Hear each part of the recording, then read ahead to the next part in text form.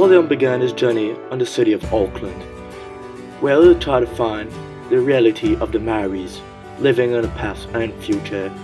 His first stop is at the University of Auckland, where he'll meet a Maori, an historian of Maori culture.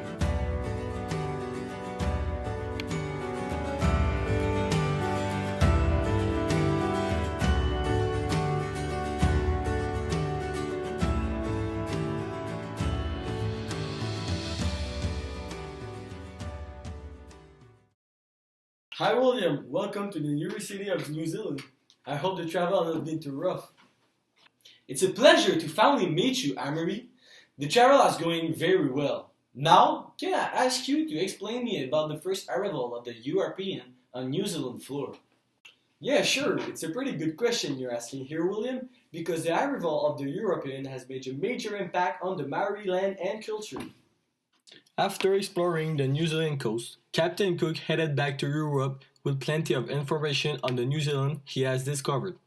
His exploration led him to find that there was many trees quarry in the north of the country. He also reported that for the installation and settlement there were areas that could be suitable. During the 18th century, there were British ships that were coming back and forth between Great Britain and New Zealand.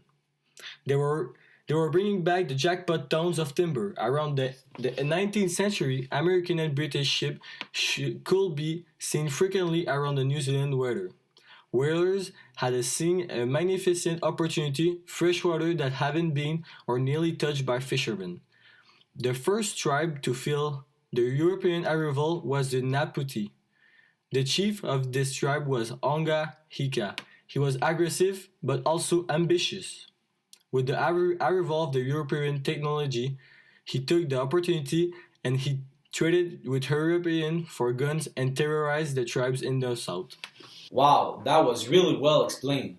Now I have another question for you. What was the cornerstone of the Maori history with the Europeans? The major turning point in the Maori history is definitely the Treaty of Waitangi. I've heard about this treaty, but can you explain it more in detail? The Treaty of Waitangi was signed in the Bay of Iceland in 1840. The Maori chief who signed this treaty ceded their sovereignty to the Queen Victoria. In exchange, the British Crown accorded to leave the Maori all their forests, land and fisheries and other property. The representative of the Queen was Captain William Hobson. He said, "Hiwi, hiwi, kotashi, ta tu. We are one people now." Well, that was all the question I had for you. Thank you for your time, Ari. It was a pleasure, William. The University of Auckland is known to have a lot of Maori students. William will have tried to find how they are affected by the modern era. I'm still here in the University of Auckland. I'm gonna interview Tiakiri, a Maori student. I'm gonna try to find out how it is to live with a Maori culture in a modern environment. Happy to see you, Tiakiri, and thank you for your time. Oh, thank you, William. I'm happy to be here. I have some questions to ask you about your experience of life as a Maori living in modern society, and also about the Maori overall. Oh, okay. Go on. I'm ready. First, how big of a role does the Maori have in the culture of New Zealand? Even if the Maori are only about 15% of the population of New Zealand, they take a big part in the identity of the New Zealanders. Over time, has the identity of the Maori changed or stayed pretty much the same? Maori are not what they used to be. I mean, they're not what they were in the past. Today, almost all of them don't live in groups or tribes like they used to do in the past, but it's more like a religion nowadays, a way of living, like a guide of life. So, the ancient culture is still very important. My ancestors still mean a lot to us. The Maori culture makes part of our identity even if we are not living in groups anymore. Even if we don't practice the same ritual too.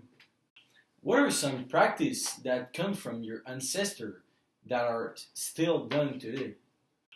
Yeah, there's some of Maori that keep carving woods, and other also keep having the tribal tattoo in the face because they don't want their culture to be extinct. Just like so many other cultures in the world, First Nation were extinct in the past. So some of the Maori practice are still being executed, just like the haka, which is a dance that is used to intimidate your opponent before confrontation. A good example is our national rugby team in New Zealand, which is all black. They do the haka before every game. Now, I want to know how you combine your Maori culture with your everyday modern lifestyle, and what is your point of view on this lifestyle? For me and for many of the Maoris of my generation, it is to do the little details on a daily basis that define us as Maori. Like to continue to speak our language when we talk with other Maoris. Uh, since we're a nation that really is really isolated from the other people from New Zealand, we must just stay together as a bond, so we can continue to pursue the legacy given by our ancestors. A good way to stay in touch with our ancestors is to continue to execute rituals. For example, sometimes I like to do the haka dance, so it makes me think about my ancestors and the warrior spirits, which gives me the way to want to persevere. We live our life just like all the other people from New Zealand, but we are always influenced by the culture we have, and that defines us as a group. Well, that was all the question I had for you. Thanks to you, William. It was a pleasure. William's journey in Auckland has come to an end. He continued his journey traveling through the beautiful landscape of New Zealand to Ngati Nagahie.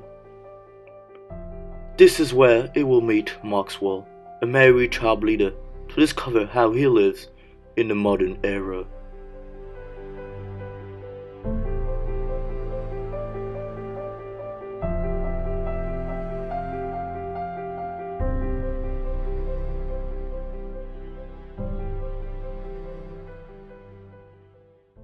Good morning, Maxwell, and thanks for having me in your town. Welcome. It's a pleasure.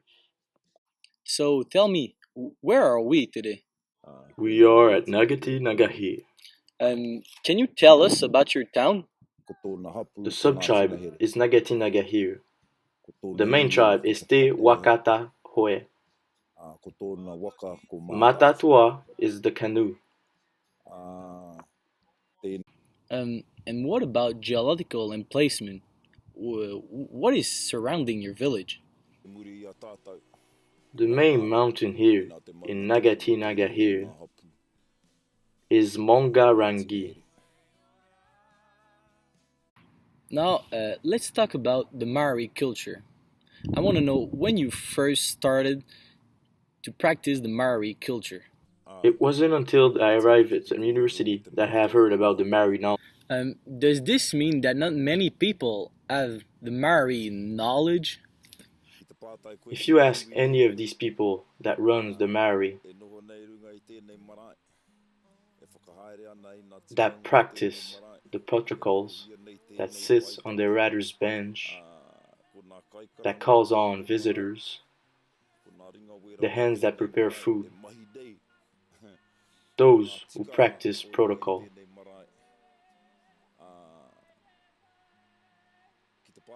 If you ask them what Motaranga Maori is, they wouldn't know what you're talking about.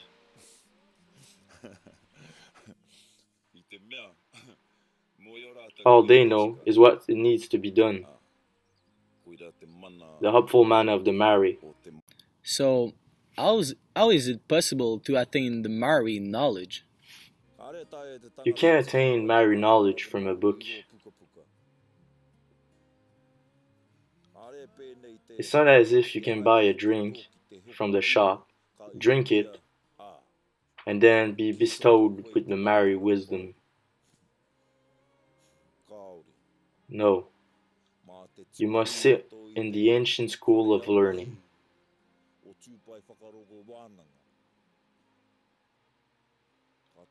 Only then can you delve into the fearsome depths of the Maori knowledge. Let's change the subject to talk about your ancestor. What is the importance of your ancestor in your life? My ancestors are never far from my thoughts. I was raised in the sacredness of God. He is my first and last breath of every day.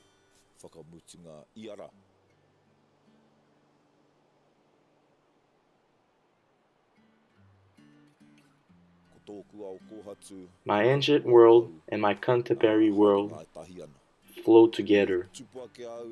I grew up in the very depth of the Maori world. What happened to them when their land were taken in the 17th centuries? My ancestors were kings and queens on their land, but after time passed, they were enslaved. And did the faith in the Maori culture help them? And if so, how? It was the vehicle that gave hope to my ancestors, their spirit, their minds.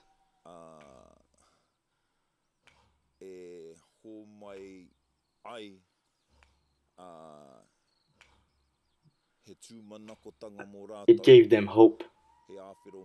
It gave them the purpose at the time when their lands were taken. Um, what was took from your ancestor and how it is affecting you today? 265,000 acres were confiscated.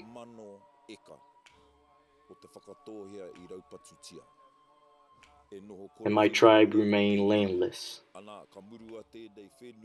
The land was taken in 1866. Uh, Unfortunately, it's all the time I have for you because I must continue my journey. But I will forever be grateful to you and your tribe, Maxwell. Thank you.